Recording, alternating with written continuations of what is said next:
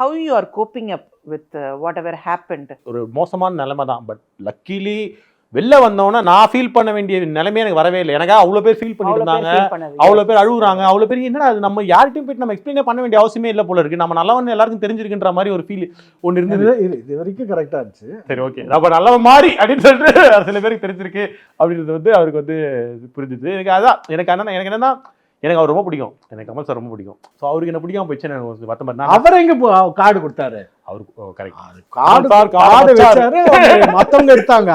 அது தெளிவா சொல்லுவாரு. இப்ப கூட வந்துச்சு, என்ன வந்து உங்க ஆர்டர்ல சேர்த்துக்காது. இல்ல அது சொல்லாம தெரியாது. அவனுக்கு ஒரு ஆப்பர்ச்சுனிட்டி இருந்துச்சு திரும்பி போக. ஓகே, அந்த வாரமே நீங்க அவனை பார்த்திருப்பீங்க. As a person, as a mother, I seriously felt very bad. ஆனா வந்து I'm very happy இவர் மாதிரி ஒரு நல்ல வெல்விஷர், ஒரு காட் ஃபாதர் அவங்க கூட இருந்து நல்ல ஃப்ரெண்ட்ஸ், நல்ல ஃபேன், அவன் தான் எனக்கு பெரிய விஷயம் அது. நீங்க எனக்கு வந்து ரொம்ப அப்ரிஷியேட். ஏன்னா அந்த இடத்துல வந்து you took a decision not to give and you stood your ground. அவர் அடுத்த வாரம் வந்து சனிக்கிழமை அவர் சொல்ற போது மற்றவங்க மூஞ்சில பேய் அரைஞ்ச மாதிரி இருந்துச்சு, நீங்க மட்டும் சிரிச்சுட்டே இருந்தீங்க. நீங்க போய் பாருங்க அந்த எபிசோட.